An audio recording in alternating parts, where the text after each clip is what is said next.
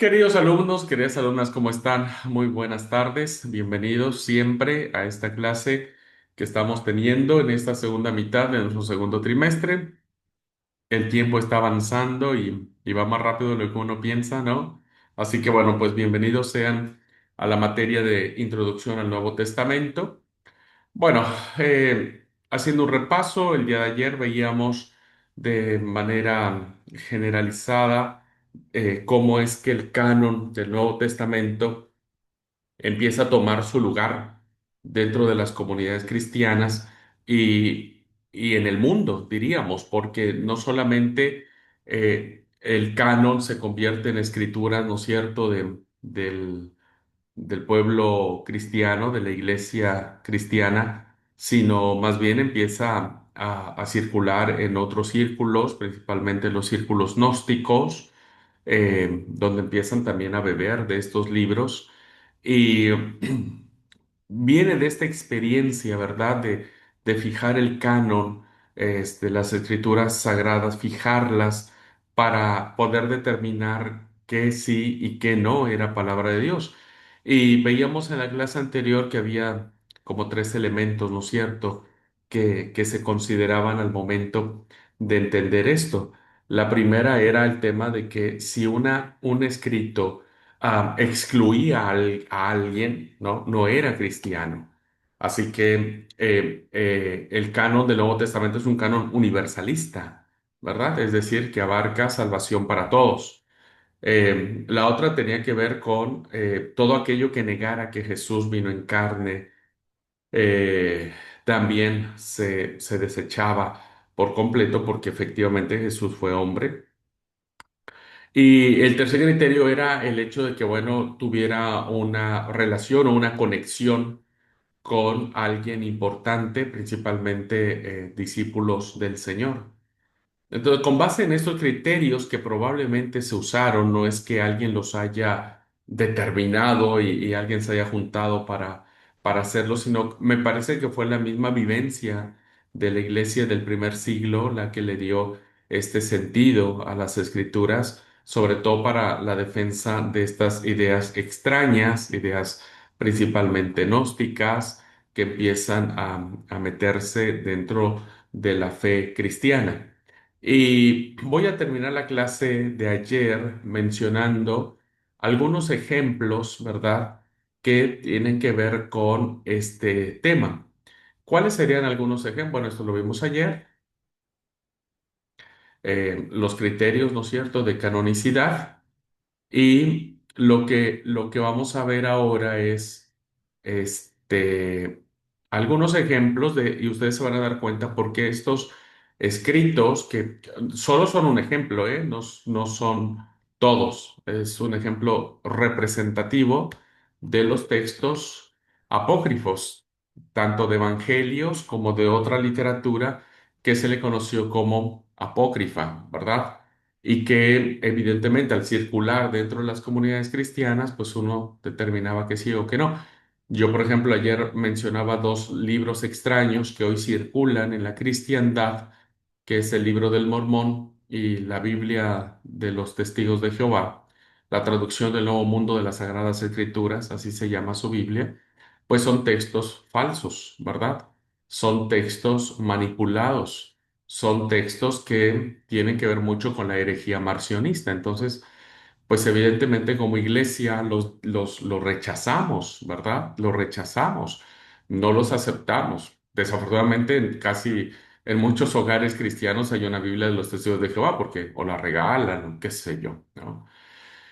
Pero quien no tenga el ojo tan afinado o un conocimiento de las escrituras, pues no verá de manera inocente estos escritos, que seguramente fue lo que pasaba o pasaría en la iglesia del primer siglo. O sea, veían que estos siguientes textos que vamos a ver ahora, pues no representaban ninguna amenaza, pero en la práctica sí, ¿verdad? En la comprensión del evangelio sí.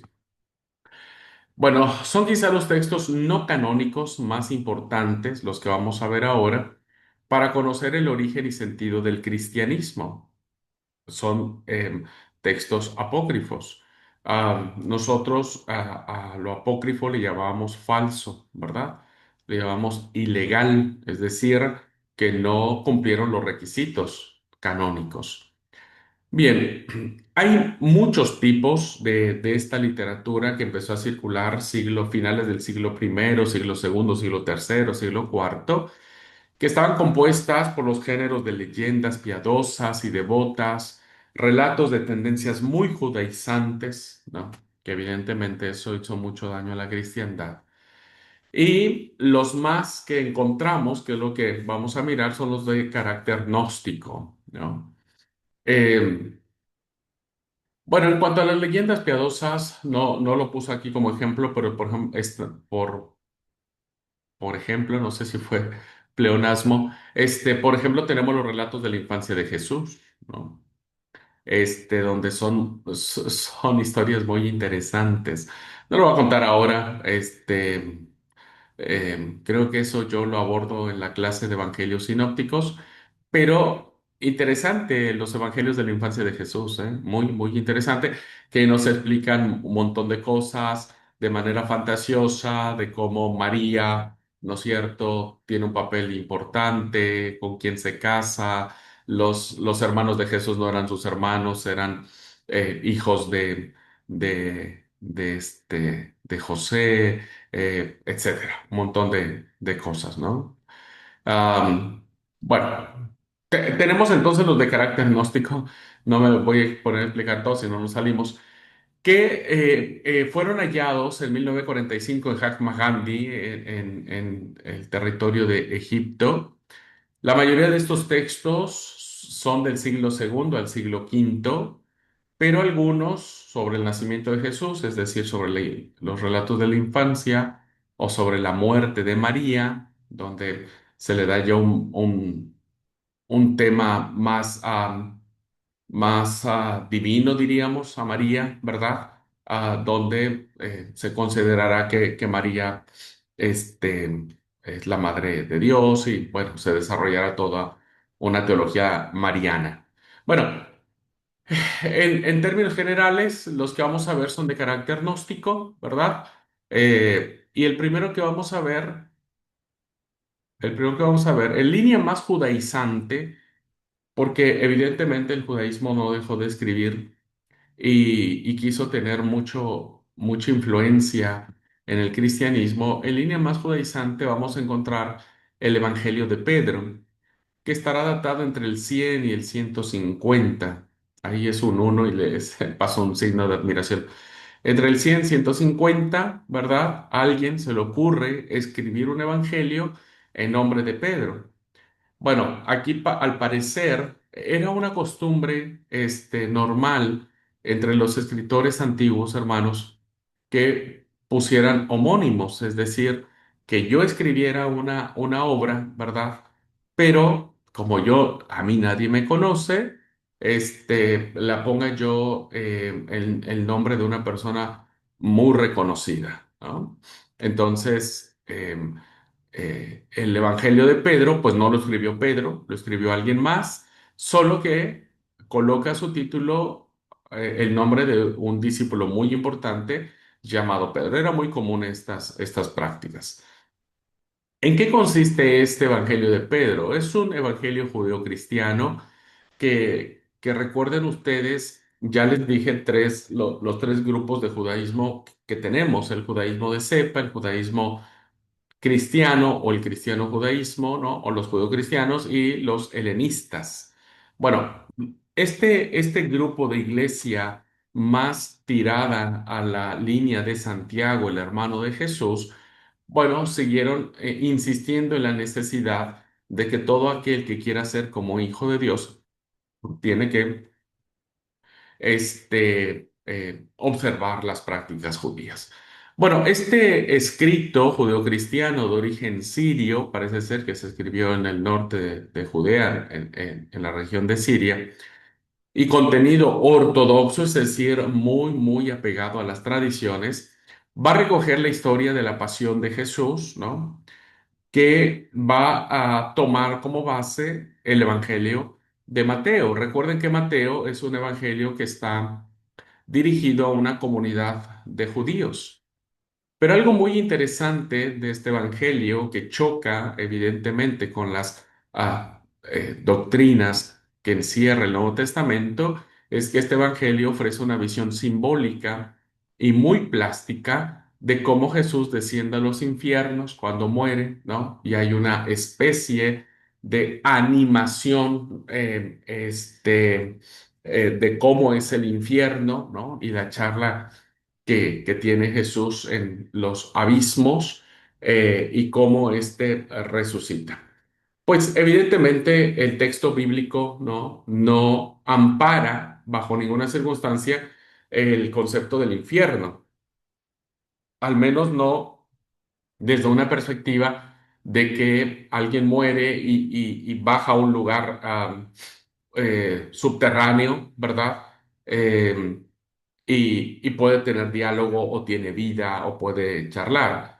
Así que este escrito, la Iglesia cristiana lo discrimina y dice el mensaje que contiene es falso y por lo tanto no lo acepta como canónico.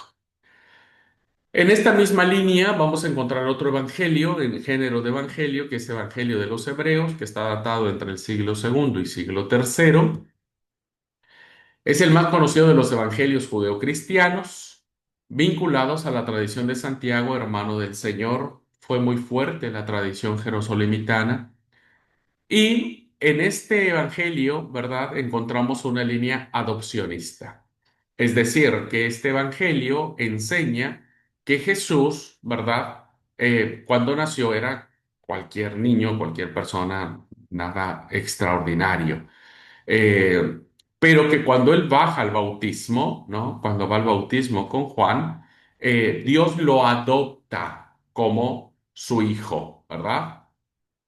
Lo adopta como su hijo divino y entonces ah, hay otro evangelio que dice que Jesús toma la forma de Dios al momento del bautismo y que cuando va a ser crucificado Jesús, ¿verdad? El Jesús divino lo abandona. Es decir, como que Dios nunca muere. Bueno, estas apreciaciones respecto de Jesús chocaban evidentemente contra esto porque los evangelios habían establecido la divinidad de Jesús, ¿no? Incluso desde el nacimiento virginal que nos encontramos con él en el Evangelio de Mateo. Y aunque si bien es cierto, los evangelios guardan silencio durante muchos años sobre la vida de Jesús, pues evidentemente no dejan lugar a duda de que pues Jesús también fue Dios. Así que este evangelio tampoco va a ser aceptado porque ponía en duda la divinidad del Señor y bajo ninguna circunstancia Dios adopta a su hijo, aun cuando en el bautismo, según los evangelios, dice, este es mi hijo amado en el cual yo tengo complacencia. De ahí que este Evangelio de los Hebreos considera el adopcionismo, pero no encontramos sustento en las doctrinas elementales del Nuevo Testamento. Bueno, tenemos otro en línea muy judaizante, como dijimos, que es el protoevangelio de Santiago, igual datado entre el siglo segundo y siglo tercero. Este protoevangelio de Santiago es un tipo de devocional, lecturas espiritualizantes, muy ortodoxa, muy apegada a las tradiciones judías, ¿verdad? Que se le va a atribuir a Santiago, el hermano del Señor, porque, bueno, recuerden, todos los secretos tienen que ir relacionados con un personaje importantísimo, ¿no? En este caso, Jacobo o Santiago, el hermano del Señor, y va a combinar y recrear tradiciones de la infancia. Este protoevangelio de Santiago va a hablar acerca de estos relatos que les había comentado de la infancia desde una perspectiva judeocristiana, es decir, que van a mirar a Jesús como Dios ya, ¿no? Desde niño.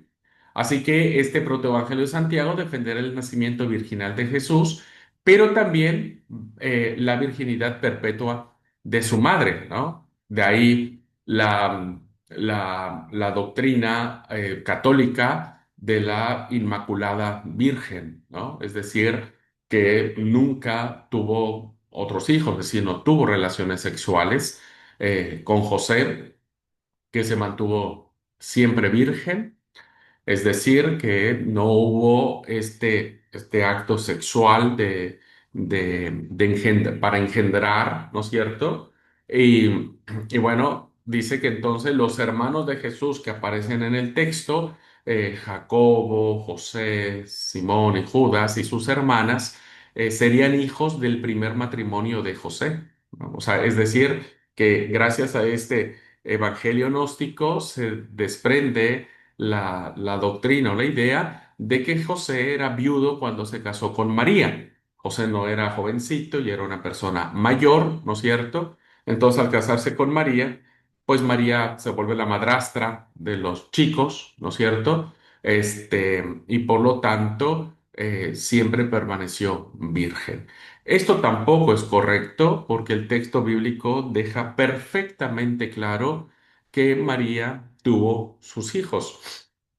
El Evangelio de Marcos establece que hay un relato ahí, ¿no es cierto?, que tiene que ver con la familia de Jesús, que tiene que ver con Jesús y con lo que está haciendo. Y entonces sus vecinos, quienes conocían a Jesús, imagínense, conocen, en un pueblito todos se conocen, ¿no es cierto? Todos se conocen.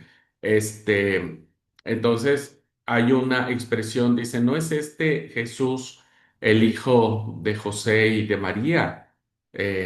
Y sus hermanos están con nosotros. Hay una alusión clara de que María tuvo hijos, es decir, ella tuvo una vida normal, tuvo relaciones sexuales con José en el vínculo del matrimonio y una relación sexual en el vínculo del matrimonio es santa, ¿no es cierto? No es pecado, es santa. Y por lo tanto tuvo sus hijos, y Jesús se convierte en el hermano mayor de todos ellos.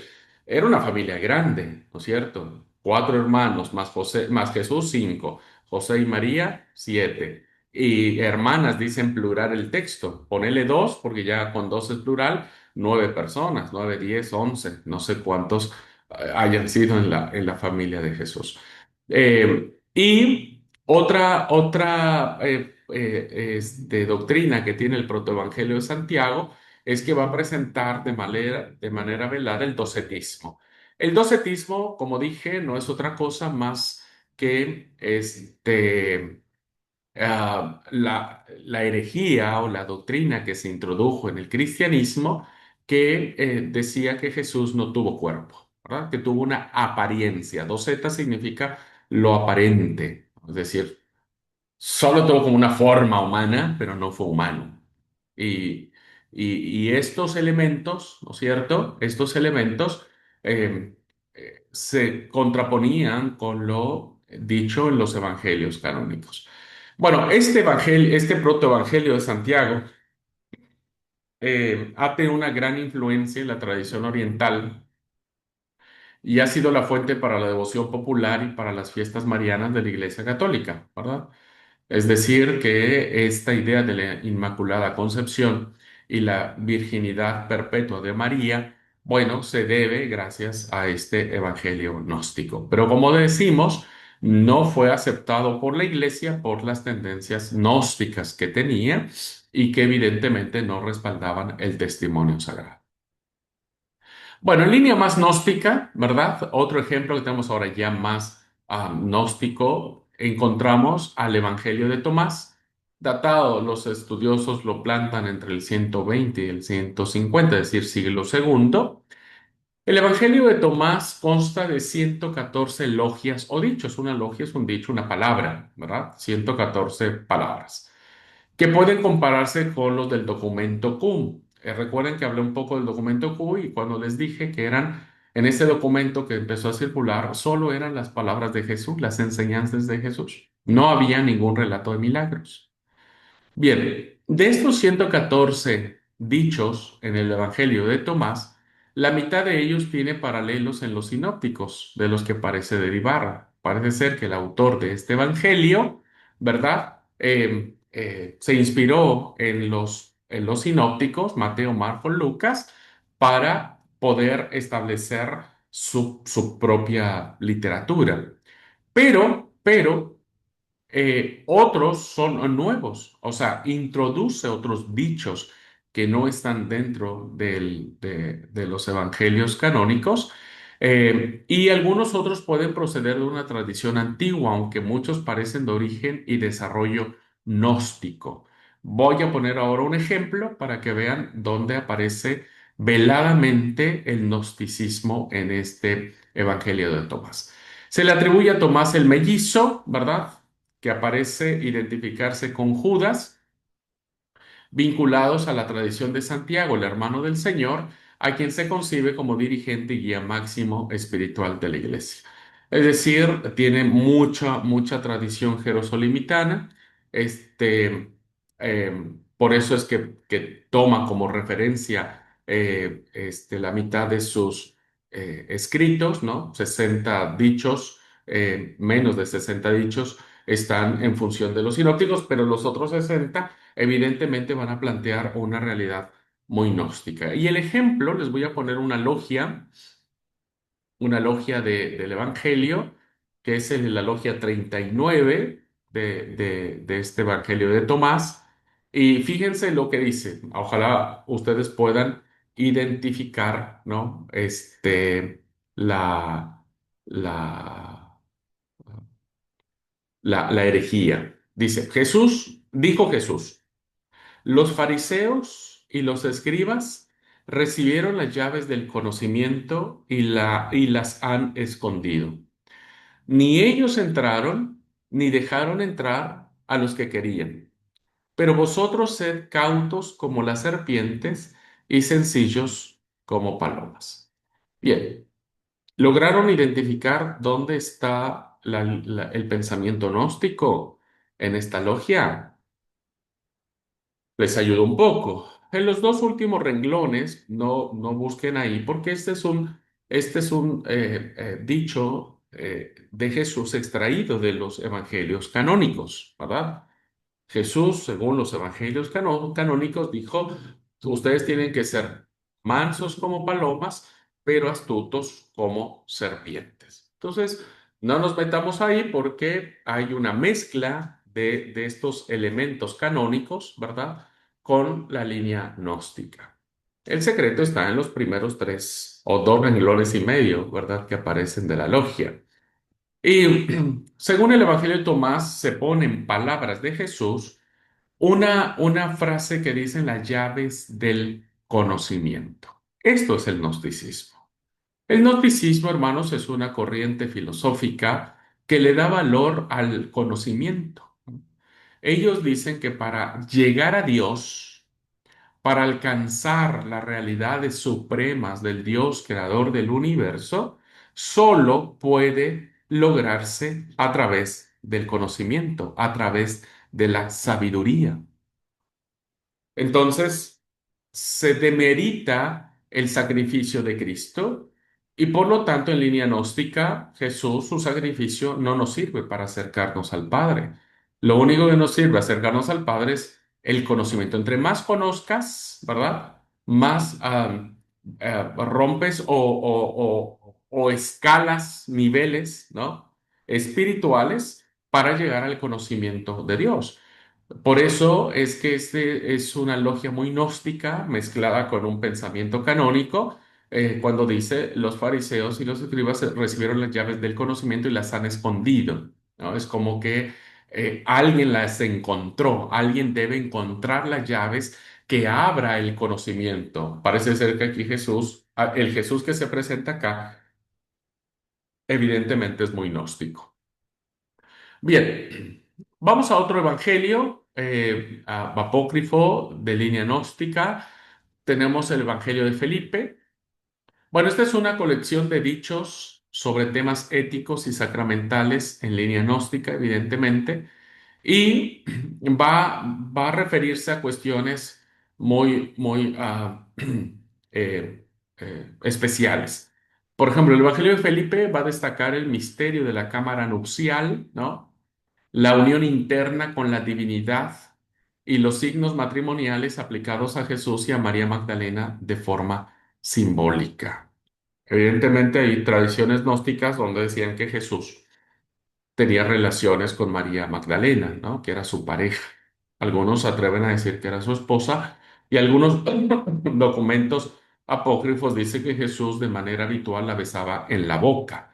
Aun cuando esa palabra boca, ¿vieron esta foto que está aquí en su pantalla y ven que hay acá como que le falta pedazos al manuscrito? Bueno, eso pasa porque los manuscritos con el paso de los tiempos se van rompiendo, se van sacando partes. Y bueno, aquí encontramos básicamente la expresión de que y la besaba él, y bueno, ahí ya se rompió ese cachito, pero muchos especialistas dicen que ahí entra la palabra boca. Así que bueno, han erotizado, han unificado eh, la, ah, la sexualidad de Jesús, ¿no es cierto? Diríamos, en el cumplimiento de tener una esposa. Así que en línea con el gnosticismo, en este Evangelio de Felipe va a afirmar la subordinación con respecto a Dios y niega la corporeidad de Cristo. Es decir, Jesús no es Dios, por lo tanto es inferior a Dios y por lo tanto él no tiene autoridad, ¿no es cierto? Y por lo tanto también no tuvo cuerpo. Viene mucho en la línea docetista. Y el dicho 26 nos lo explica de esta manera. Fíjense, dice, Jesús los llevó a todos a escondidas. ¿Se dan cuenta? Ya desde acá vemos claramente la línea gnóstica, lo que está oculto, ¿no?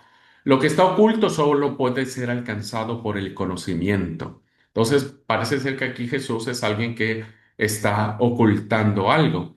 Dice, pues no se manifestó como era de verdad. No se manifestó, es decir, fue solo una apariencia Jesús, según este evangelio, sino de manera que pudiera ser visto. Por ello, su logo se mantuvo oculto a todos, es decir, su parte divina estuvo velada y por lo tanto sus seguidores solo pueden alcanzar la plena comprensión de quién era Jesús, insisto, a través del conocimiento.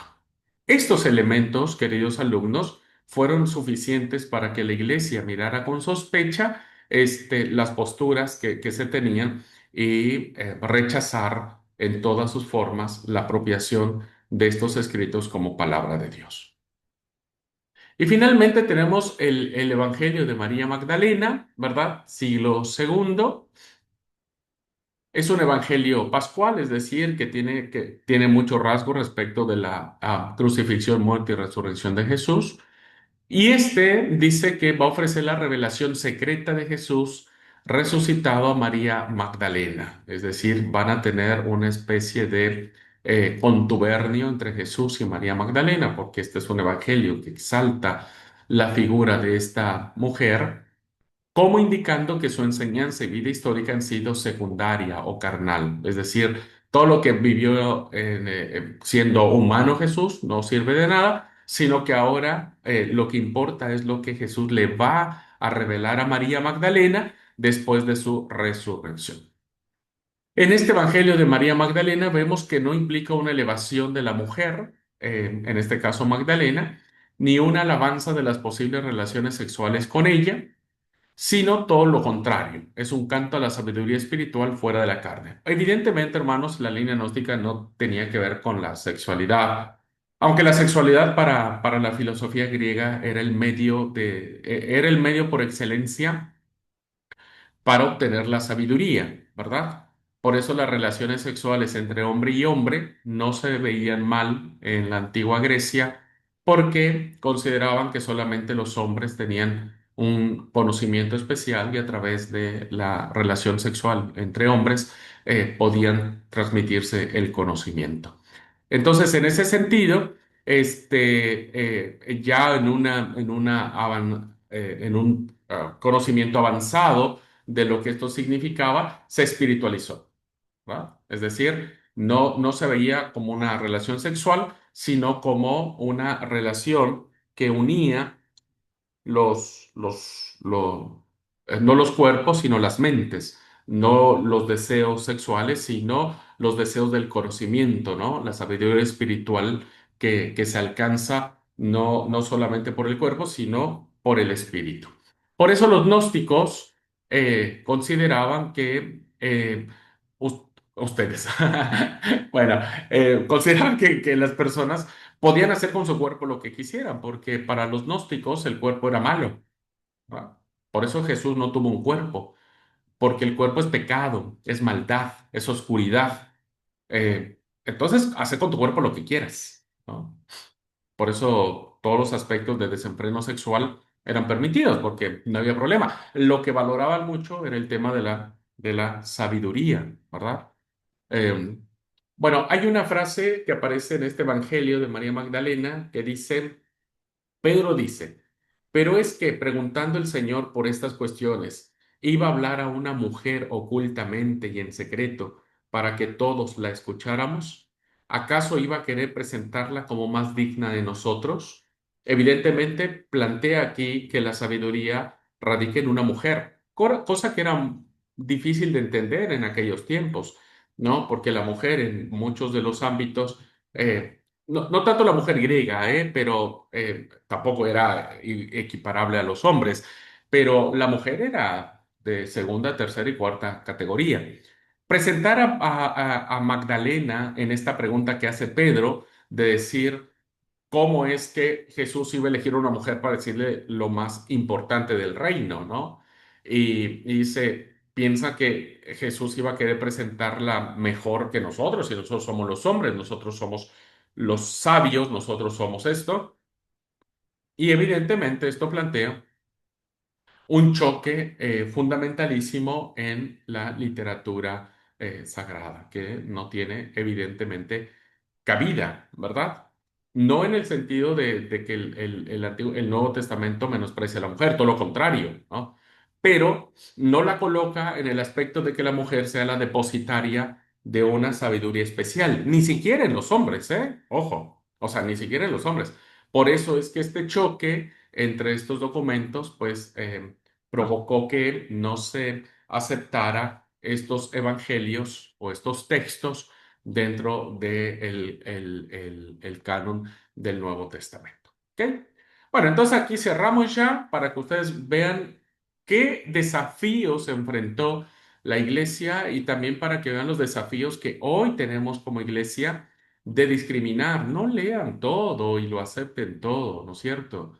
Tiene que pasarlo por el tamiz de la palabra, ¿no es cierto? Así que hoy hay mucha literatura de falsos profetas, hay muchas literaturas de textos, ¿no? Que parecen ser cristianos, diríamos, pero que en el fondo esconden intereses ocultos, ¿no es cierto? Intereses de filosofías, intereses de...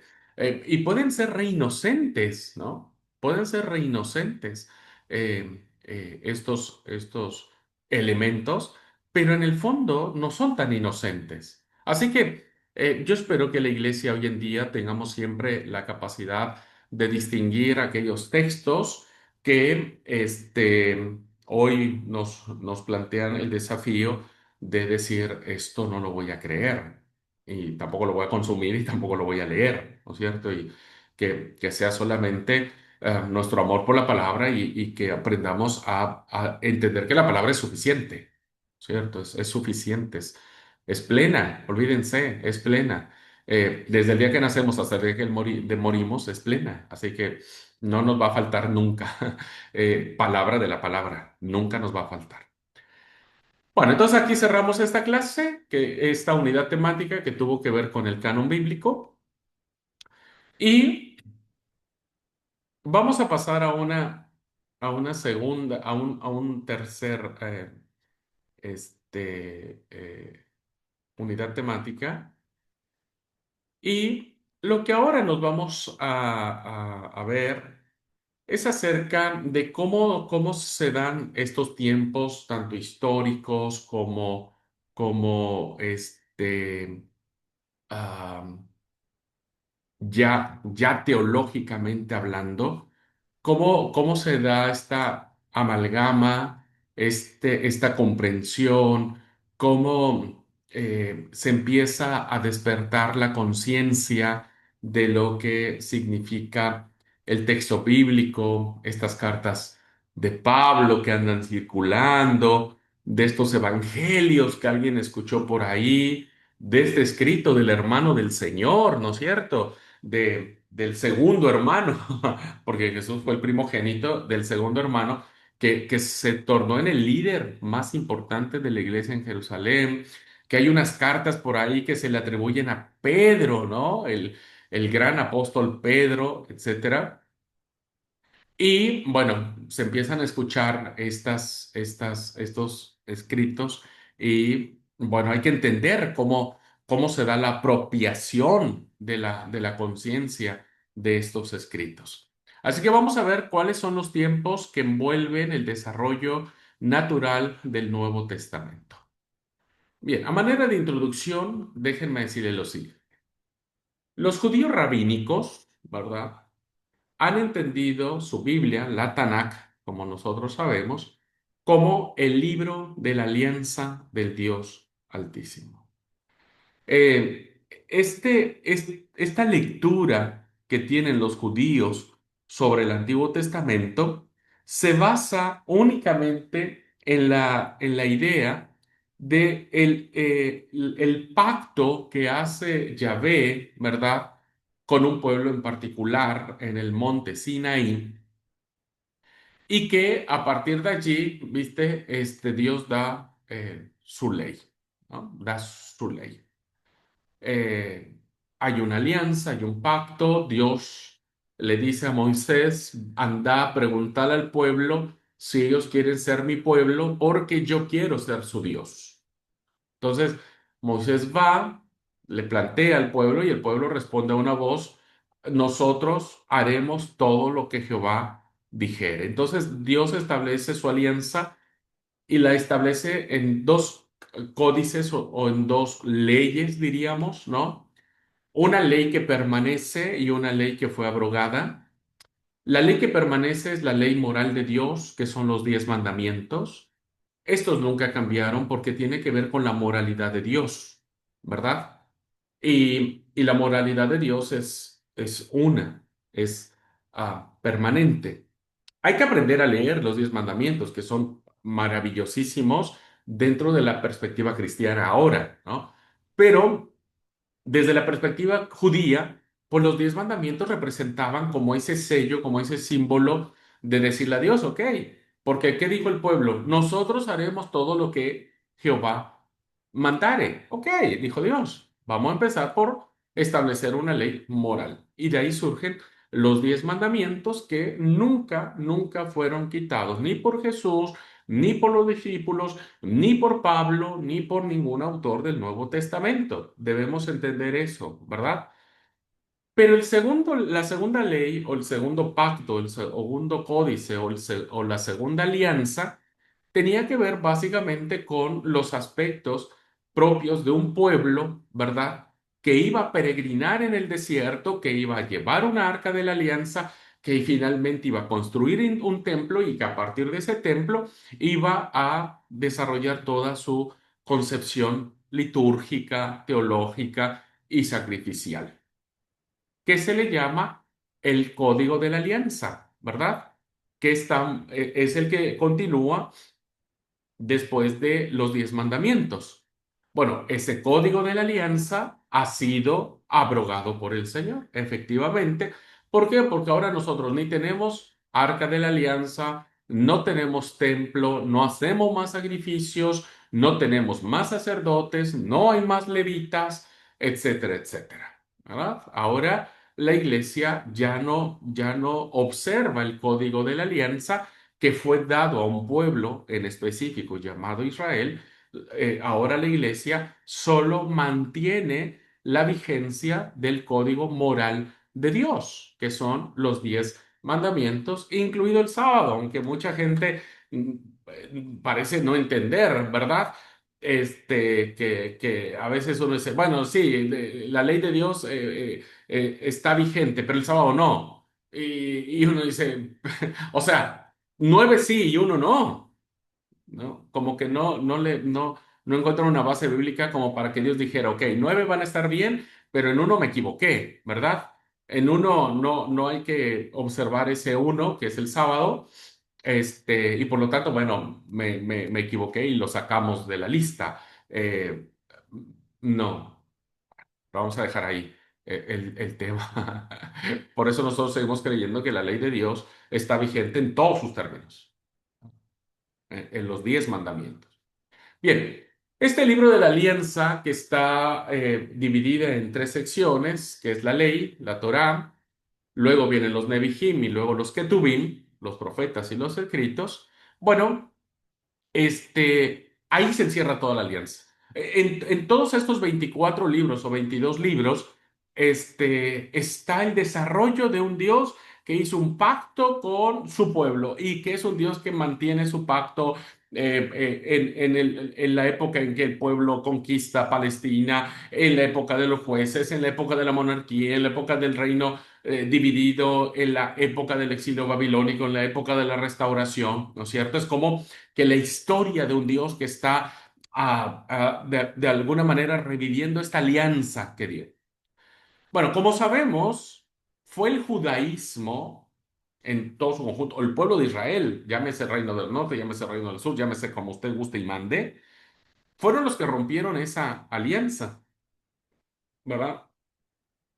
Rompió esa alianza y entonces esa alianza algunos profetas anunciaron, tanto el profeta Jeremías como el profeta Ezequiel, anunciaron el establecimiento de un nuevo pacto, ¿verdad? Pero a diferencia del primero, que estaba en tablas de piedra, ¿no? Ahora va a estar escrita en el corazón de las personas, ¿no? Bueno, ahora la ley no solamente tiene que aplicarse con rigor, sino ahora tiene que interpretarse con ternura, con, con, con amor, ¿verdad? Con este espíritu de gracia, ¿verdad? Porque ahora nosotros entendemos que vivimos bajo la nueva alianza. Dios hizo una alianza con su iglesia.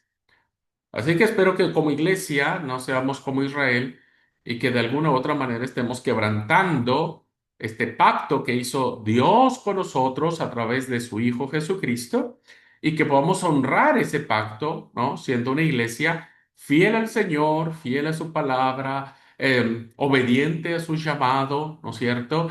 Siendo luz en el mundo, sal en el mundo, etcétera, etcétera. ¿Ok?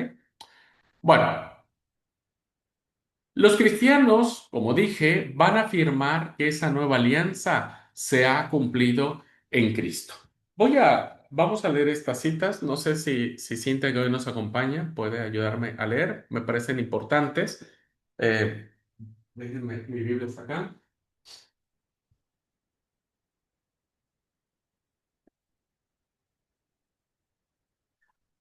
Voy a retroceder un poco la diapositiva porque me parece que esto es importante.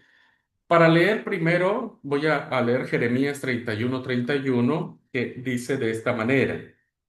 He aquí vienen días, dice Jehová, en los cuales haré nuevo pacto. Hay una novedad, ¿verdad? Una nueva alianza con la casa de Israel y con la casa de Judá. ¿Saben? Israel y Judá son los dos reinos que estaban divididos. Es decir, que vendría una renovación del pacto con un pueblo que estaba dividido. Aun cuando el profeta Jeremías, cuando escribe esta parte, el reino del norte, el reino de Israel, ya había desaparecido muchos años atrás. El profeta Jeremías recogerá esta aseveración del profeta, el profeta Ezequiel, perdón, recogerá la aseveración del profeta Jeremías y en el capítulo 37, versículo 26, dirá el profeta Ezequiel, y haré con ellos pacto de paz.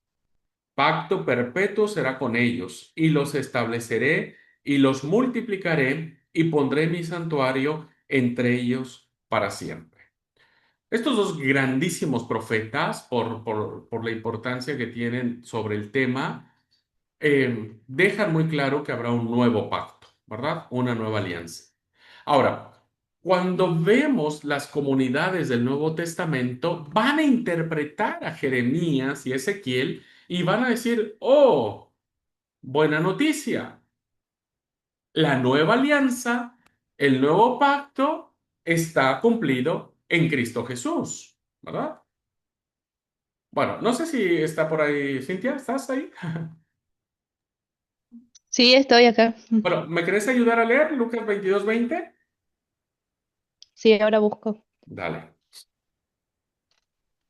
Bueno, ustedes también, por favor, los que están viendo la clase grabada, no se queden escuchando las citas. Por favor, abran su Biblia, desgasten su Biblia, anoten algo, póngale una seña, que su Biblia no esté nuevita. Por favor, es muy importante. Es la única manera que ustedes tienen de apropiarse del texto, ¿ok? Yo sé que muchos ven en el celular, perfectísimo. Yo soy más a la antigüita, pero está bien. Si eso les da para apropiarse, y si no abran su Biblia y busquen. Bueno, tenemos Lucas 22:20. 22, ¿cuánto? 20. 20. De igual manera, después que hubo cenado, tomó la copa diciendo, esta copa es el nuevo pacto en mi sangre, que por vosotros se derrama. Gracias. Bueno, entonces que vemos aquí que Jesús en la última cena está reconociendo que Él es el nuevo pacto, es la copa del nuevo pacto, la nueva alianza de la cual hablaban los profetas antiguos. 1 Corintios 11:25 dice, este lo leo yo.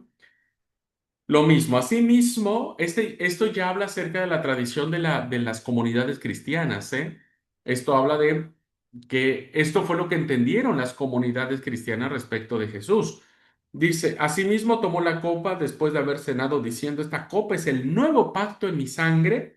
Haced esto todas las veces que la bebéis en memoria de mí. Es decir, Pablo le está diciendo a la iglesia de Corinto lo que ya las comunidades cristianas anteriormente habían interpretado de la persona de Jesús, principalmente en su sacrificio, como un nuevo pacto. Los textos que vienen también son muy, muy parecidos porque Mateo va a decir lo mismo, Marcos va a decir lo mismo, ¿no es cierto? Por ejemplo, Marcos 14:24 dirá, y les dijo, esta es mi sangre del nuevo pacto que por muchos es derramada. Es decir, que la concepción, la interpretación que hacen las comunidades cristianas es que este pacto, esta nueva alianza, tiene rostro, tiene nombre, tiene apellido y está en Jesús. Por lo tanto, esta nueva alianza que se ha cumplido en Cristo es la forma de testamento definitivo de Dios, ¿verdad? Que ofrece su salvación a la humanidad en Cristo. No vendrá un tercer momento. Aun cuando el pueblo fuera infiel, aun cuando la iglesia fuera infiel, como fue Israel en la antigüedad, el pacto nuevo que hoy tenemos es único y para siempre. Hebreos dice que nosotros somos salvos y hemos sido limpiados por un solo sacrificio que ha hecho perfectos a todos los santificados una sola vez. Entonces, no hay más otro pacto que digan, bueno, después no sé, Jesús tendría que venir a morir otra vez en el 2050, 2080. No, es un pacto definitivo y que a través de este nuevo pacto, ¿verdad? Que es Cristo, va a ofrecerse la salvación a todas las personas. ¿Por qué creen que ese hermoso pasaje de Juan 3:16 es universalista? Porque de tal manera amó Dios a quién? Al mundo, ¿verdad? Este es el concepto universal del Evangelio, ¿verdad? Por lo tanto, hermanos, la alianza se podría romper si los seres humanos no la cumplen. Varias veces en el Antiguo Testamento Israel trató de destruir la alianza y muchas veces lo logró. Tan es así que Dios no le quedó otra más que entregar a Israel a sus enemigos, porque el que había quebrantado el pacto nunca fue Dios, jamás ha sido Dios y nunca será Dios. Ha sido el hombre en sí mismo, ¿no? Pero a través de Jesús, Dios ha convertido su alianza en testamento definitivo de salvación que no puede ya ser negado. La alianza no se puede romper, la alianza se podía romper, pero el testamento no. ¿No? Ese pacto que hizo Israel se rompió de manera constante. Dios tenía que renovar su pacto y su misericordia de manera continua con el pueblo, pero ahora en el testamento definitivo de Dios, que es Cristo Jesús, ya no se puede romper, no hay forma, ¿verdad?, de que alguien invalide esto porque le pertenece a Dios. Dios es quien tomó la iniciativa de renovar el pacto. Le preguntó a la iglesia cristiana, hey, oigan, ¿quieren hacer un pacto conmigo? No, no nos preguntó, ¿no es cierto? No nos preguntó, solo nos aceptó. Con el pueblo de Israel sí, fue y le preguntó, ¿verdad? Oigan, ¿quieren ser mi pueblo porque yo quiero ser su Dios? Dijeron sí. Pero aquí, en el cristianismo, Dios nunca nos preguntó, ¿no es cierto? Oigan, quiero ser su Dios y tengo pensado enviar a mi hijo Jesús para morir por ustedes. No, esto fue una iniciativa de Dios. Eso lo reconocerán todos los autores del Nuevo Testamento, ¿eh? El discurso de Pedro en el libro de Hechos lo dejará muy claro cuando dice, todo esto viene desde el plan de Dios, ¿no? O sea, Dios lo tenía planeado. Por eso la salvación que hoy tenemos es por gracia. Nosotros no hicimos nada para merecerla, no hicimos un pacto, sino Dios nos inscribió en su testamento. Entonces, el único que puede cambiar el testamento, pues es quien lo otorga. ¿Y qué cree? Dios nunca lo va a cambiar, ¿verdad? Y eso es lo maravilloso del texto bíblico. Así que en esa línea Jesús aparece para los cristianos como el testamento de Dios, ¿verdad? En definitiva, Él es la revelación de la salvación personal de Dios. Dios tomó la iniciativa, Dios envió a su Hijo, Dios lo dio a nosotros. Dios guardó silencio en la cruz. Dios levantó de entre los muertos a Cristo Jesús. Dios lo llevó a la diestra suya para convertirlo en sumo sacerdote. Dios enviará a su Hijo Jesucristo por segunda vez para establecer su reino milenial. Dios después tomará el control, el Hijo le entregará toda la autoridad al Padre y el Padre descenderá con la nueva Jerusalén para morar con los hombres en la tierra. Dios siempre será Dios. ¿Se da cuenta? Y esta es la fuerza teológica y la fuerza salvífica que encontramos en el Nuevo Testamento. Por eso se puede hablar de Nuevo Testamento, de un nuevo pacto, pero sabiendo que no es otro distinto. O sea, no se han cambiado de personajes, perdónenme la expresión. Dios sigue siendo el mismo Dios que hizo alianza con Israel, es el mismo Dios que ofrece salvación gratuita para nosotros hoy. Jesús estaba con el Padre creando el mundo y por lo tanto Jesús fue el que acompañó también al pueblo durante todo ese tiempo, ¿no? Solo que no estaba revelado en carne. Y ahora, pues Jesús vino en carne y ahora conocemos a Jesús. No es otra forma de salvación, porque, a ver, no olvidemos que la intención que tenía Dios para hacer una alianza con Israel era para salvarlo, para cuidarlo, para protegerlo y para que Israel fuera luz a todas las naciones de la tierra, para que fuera bendición. Eso le dijo Dios a Abraham, te bendeciré para que bendigas a otros. ¿No? Entonces, este nuevo pacto no se desliga del anterior. Nosotros no negamos el pacto antiguo, pero es un pacto que cumplió su propósito, pero que ahora nosotros vivimos en este nuevo pacto que ya el profeta Jeremías y el profeta Ezequiel nos habían dicho. Para definir y fijar esta novedad de Jesús, los cristianos han creado su Nuevo Testamento para ratificar y confirmar el Antiguo de forma salvadora. Por eso los cristianos tuvieron que tomar conciencia de crear sus propias escrituras para fijar este pensamiento salvífico. Desde esta perspectiva, vamos a entender la diferencia entre tres grandes grupos monoteístas, ¿verdad? Los tres grandes grupos monoteístas, es decir, que creemos en un solo Dios, son el judaísmo, el cristianismo y el mundo árabe o los musulmanes. Veamos las diferencias. Miren, el judaísmo rabínico instituye una sola escritura, lo que les he explicado como canon cerrado. Es decir, que para el judaísmo, el canon de la Biblia, el Antiguo Testamento, se cierra con los 24 o 22 libros que existen. para nosotros 39 diríamos, ¿no? Y entonces no permite, junto a este conjunto de libros sagrados, otro texto que se que se ponga a la par de esos textos. No hay otro texto sagrado. Así que ciertamente el judaísmo rabínico ha seguido produciendo nuevos textos sagrados, normativos, porque ha seguido en este proceso de reflexión. Recuerden ustedes que cuando el templo es destruido en el año 70, como ya no tienen a dónde sacrificar, el judaísmo se reúne en torno a la lectura de la ley y la interpretación de la ley. Los excluye de la Biblia, es decir, no los mete dentro del texto sagrado, no los usa como una glosa, es decir, los inserta, ¿no? No, los toma, pero de manera externa, ¿verdad? No los toma como escritura, sino como una tradición oral, y dentro de la tradición oral que ellos establecen está la Mishnah, el Talmud, la Cábala, y como una interpretación, los Midrash, ¿verdad? Los Midrash no es otra cosa más que interpretaciones que hacen los judíos de algún texto, de algún tema en específico, y sacan como una exégesis del texto. Así que entonces queda como único texto canónico la Biblia hebrea. Por lo tanto, la Biblia queda cerrada, se completa en sí mismo y para el judaísmo, ¿verdad? Este pueblo que hizo alianza con Dios, no hay más forma de tener texto sagrado, solo una escritura y como le dije, se le llama canon cerrado, canon cerrado.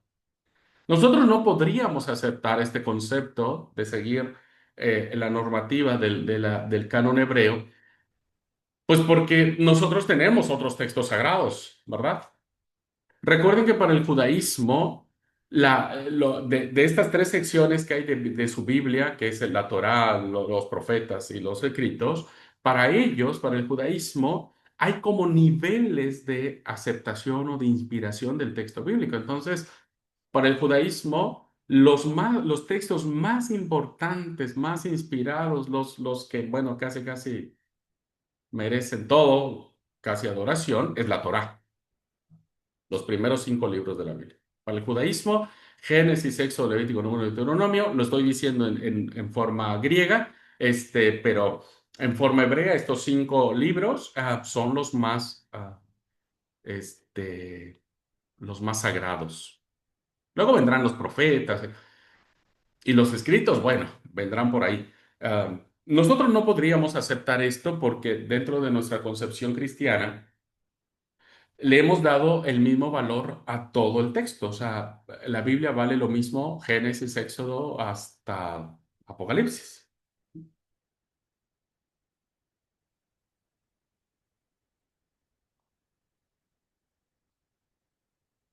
Para el cristianismo, diríamos, de manera conceptual no tenemos ninguna preferencia. Todo el texto es sagrado. Bueno, a algunos hermanos les gusta más unos libros, otros más, otros menos, y otros predican solo de alguna cosa, y bueno, pero eso es otra cosa. Bueno, luego el segundo grupo que tiene que ver con el cristianismo va a reinterpretar. El cristianismo reinterpreta, por supuesto. ¿Por qué? Porque recuerden que cuando el cristianismo empieza, no tienen Biblia. La única Biblia que tienen es el canon antiguo, ¿no? Que lo leen en griego, está bien, pero sigue siendo el canon antiguo. Entonces, el canon griego sí nos deja la posibilidad de abrirnos a otras escrituras, ¿verdad? No se cierra.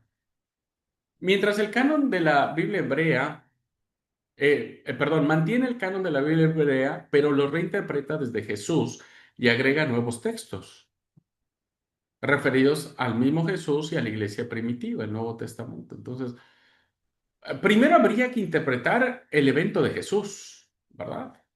Entonces empiezan a considerar algunas profecías que que tal vez de manera exegética correspondían solamente para el tiempo en que se escriben esos textos, pero las comunidades cristianas las empiezan a tomar las interpretan como textos referidos al Mesías, ¿no?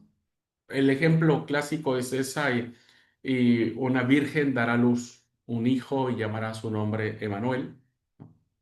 Pues las comunidades cristianas dicen, este es Jesús, ¿no? Este es Jesús. Van a interpretar muchas de las cosas, no todas, ¿eh?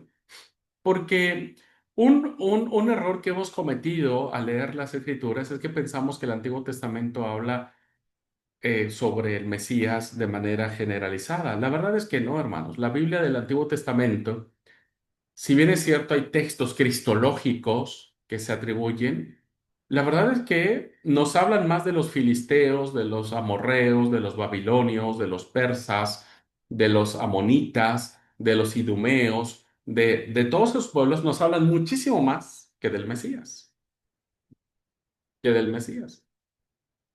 Porque recuerden que el Antiguo Testamento, si bien es cierto, al final ya es la etapa de la restauración, antes de la etapa de la restauración hay el deseo de que venga el Mesías a instaurar el reino de Dios, pues al principio tenía que ver mucho con el contexto más cultural y donde se movieron los primeros textos del Antiguo Testamento. Pero hay algunos textos sí que los cristianos leyeron y dijeron, wow, para un poco, ¿no? Este es un texto que se aplica a Jesús. Entonces, empiezan a hacer esta interpretación y de ahí que nosotros veamos en el Antiguo Testamento señales del Mesías y también las apliquemos sobre Jesús. Pero no había textos del sobre la iglesia, porque recuerden que en el judaísmo no hay iglesia. En el judaísmo hay un solo pueblo, punto. No hay otro más. Pero en el Nuevo Testamento hay varias iglesias, ¿no? O varios movimientos. Está el movimiento de Santiago, más jerosolimitano, el movimiento de Pedro, más en la línea ahí, más o menos, ¿no es cierto? Está el movimiento de los helenistas, de los ebionitas, está el movimiento paulino, el movimiento de los gentiles.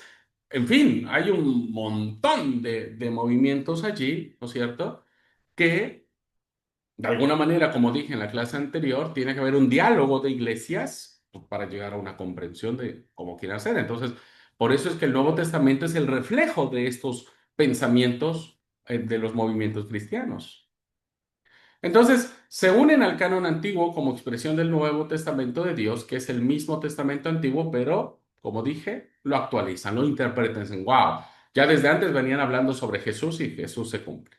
De esta forma construye un texto en dos partes que se complementan, llamado el Antiguo Testamento, que se hace presente en el Nuevo, y el Nuevo Testamento que late en las expresiones del Antiguo Testamento. Es decir, los dos forman la única escritura del pueblo de Dios. Y entonces sí, para el cristianismo, este canon está cerrado. Ahora ya nosotros tenemos un canon cerrado. A diferencia, por ejemplo, de la Iglesia Católica Apostólica Romana, ellos tienen dos elementos de autoridad normativa para sus actos de fe. Uno es la Biblia, ¿verdad? Y otro es la tradición de la Iglesia. Entonces, la Biblia y la tradición están a la par en la teología católica. Por eso es que ellos formulan sus propios dogmas, ¿no? Que pueden estar de acuerdo a la Escritura o bien pueden estar en desacuerdo. Hoy muchos de mis profesores que tengo en cursos y en materias y en lugares donde he aprendido algunas cosas, algunos de ellos son ex sacerdotes y demás. Y es interesante cómo ellos ahora con valentía dicen, por ejemplo, María no fue virgen, María tuvo hijos y los nombres de los hijos que aparecen allí son hermanos carnales de Jesús. Eso años atrás era imposible escuchar de un católico, ¿no? Entonces, ¿qué es lo que quiero decir acá? Que nosotros como iglesia cristiana, pues no podemos, no tenemos ninguna tradición a la par de la Biblia, ¿no?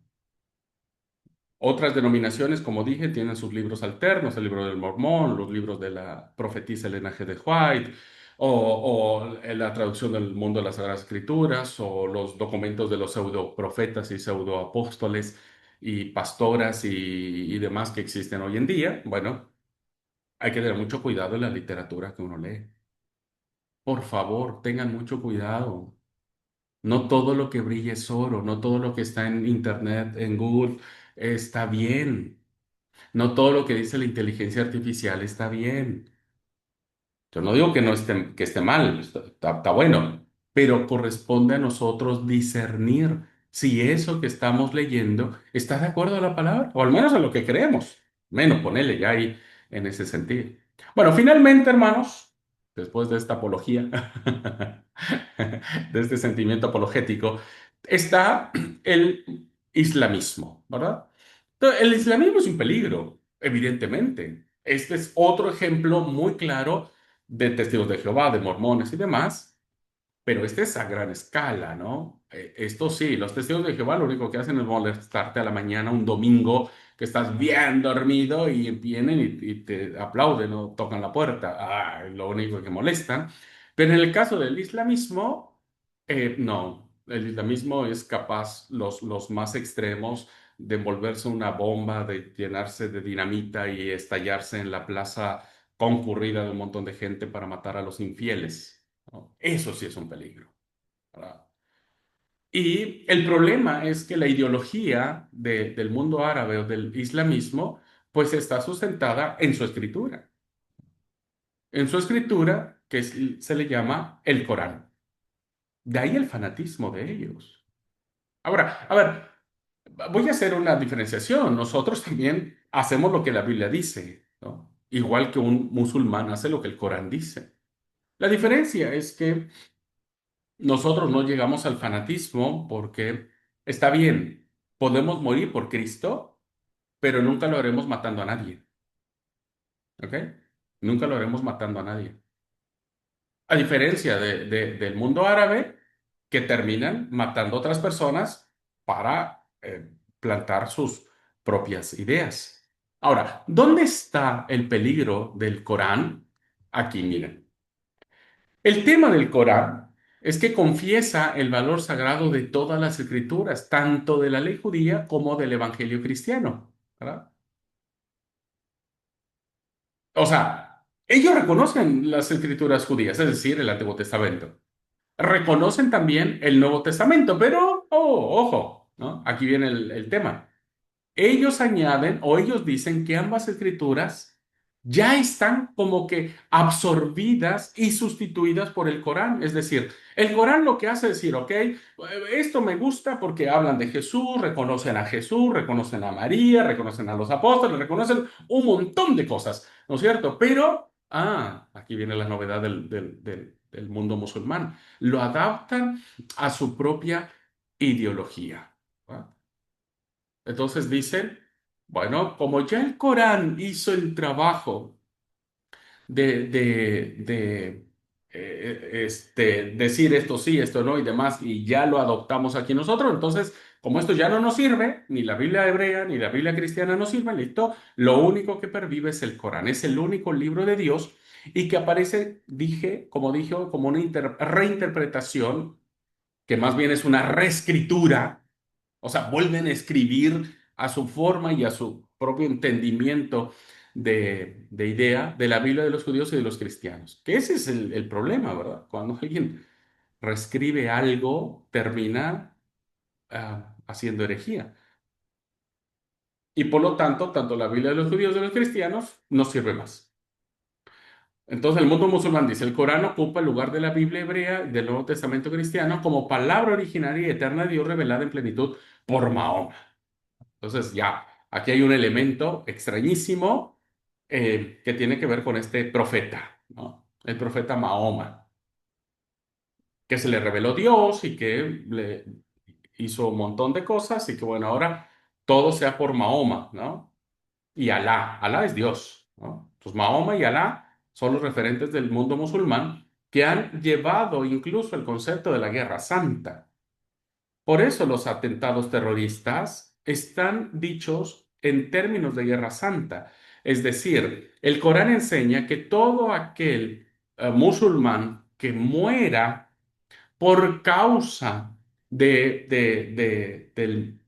Corán, de Alá, principalmente de Alá y del profeta Mahoma, pues se gana el cielo. O sea, ya tiene ganada la recompensa celestial, ¿no es cierto? Entonces, por eso es que la gente se mata con gusto, ¿verdad? No tienen problema por matarse o por morir o por hacerse estallar, porque tanto les han lavado la cabeza a estas personas que terminan diciendo, listo, yo voy a matar y voy a... Vean entonces, hermanos, cómo hoy el mundo musulmán nos presenta un grande desafío, ¿verdad? Porque están atacando con todo, ¿no? Los musulmanes tienen como propósito conquistar al mundo con su doctrina. Y evidentemente el Corán es la base fundamentalísima, es la palabra de Dios, de Alá para ellos, que se la dio a través del profeta Mahoma. Y este es un problema, hermanos, ¿verdad? Este es un problema porque uno pensaría que los árabes o los musulmanes están muy lejos de Argentina. Pues no, no están tan lejos, ¿no? Están tan más cerca a un clic de distancia. Están en tu televisor. Hoy se están haciendo muy famosas las películas turcas, ¿no? Muy famosas en muchos países. Este, se están haciendo famosas las películas turcas que reflejan, ¿no? De manera inconsciente todo lo que tiene que ver con el mundo musulmán. ¿Por qué la gente le gustan las novelas turcas y no las novelas argentinas, por ejemplo? Porque las novelas argentinas son groseras, soeces, hay mucho desnudo, mucho erotismo, mucha homosexualidad, muchos besos, mucha adulterio, etcétera. Entonces decimos, no, ahora está terrible esa novela. ¿Por qué nos gustan las novelas turcas? Digo, nos gustan a mí en lo bajo ninguna circunstancia, pero ¿por qué nos gustan las novelas turcas? Porque no, ahí no hay ni sexo, ni besos, ni escenas de ese tipo, ¿no? Pero tiene algo más peligroso, la ideología religiosa. Te muestran todas sus costumbres, todas sus tradiciones, todo lo que ellos creen. Es una forma de adoctrinamiento que no nos estamos dando cuenta de eso y que a muchos, ¿verdad? Ya les gusta. Es como el chiste, mamá, mamá, le dice un hijo a su mamá, mamá, mamá, eh, vos estás viendo muchas películas, muchas novelas turcas, le dice. Estás viendo muchas novelas turcas. Y la mamá le responde, no, no, por Alá que no. Por Alá que no, te prometo que por Alá que no estoy viendo novelas turcas. O sea, ya se dan cuenta que de alguna manera está el mundo musulmán en una estrategia muy interesante para transmitir sus enseñanzas religiosas. ¿De dónde salen las enseñanzas religiosas? Pues del Corán. Pues evidentemente te van a pintar las cosas muy, muy lindas. Hay que tener mucho cuidado, hermanos, ¿eh? Yo ya les dije, abran los ojos, por favor, estén atentos, ¿no es cierto? Todos tenemos que aprender a... Yo sé que Dios se defiende solo y que el Señor Jesús también se defiende, pero nosotros defendemos nuestra fe, lo que creemos en ellos, ¿no es cierto? Así que, bueno, tengan cuidado con eso. Bien, es preciso entonces, ya que hemos visto esto, es preciso fijar el contexto y los momentos fundamentales del surgimiento del testamento cristiano. No se entiende como una nueva escritura, ya lo dije, una Biblia distinta y separada, sino como una interpretación y cumplimiento del Antiguo Testamento. En un sentido, el Nuevo Testamento se añade al anterior. O sea, en un sentido sí, es como una tipo continuación, pero en otro sentido no se añade. O sea, no es lo mismo, es decir, viene con una misma idea, ¿no? Porque el Mesías es judío, porque Jesús es profundamente judío y conoce profundamente las escrituras judías. Pero no se añade, pues no es una cosa más, algo distinto, sino la verdad del cumplimiento de la escritura de Israel, que era la de Jesús. Entonces, ahora Jesús le da esta línea de continuidad. Estos son los momentos básicos de ese descubrimiento de la escritura cristiana a partir del mensaje, la vida y la muerte de Jesús. Bien, hasta aquí voy a dejar la clase porque voy a explicar lo que viene después en esos cuadros.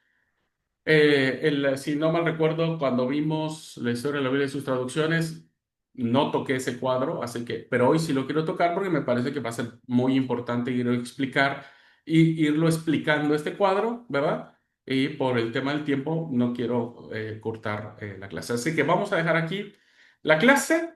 Espero que se esté entendiendo. Por favor, si tienen alguna duda o comentario, algo que quieran decirme, mándenme un WhatsApp, lo platico aquí en la clase, lo retroalimentamos entre todos y me parece muy lindo poder aprender así.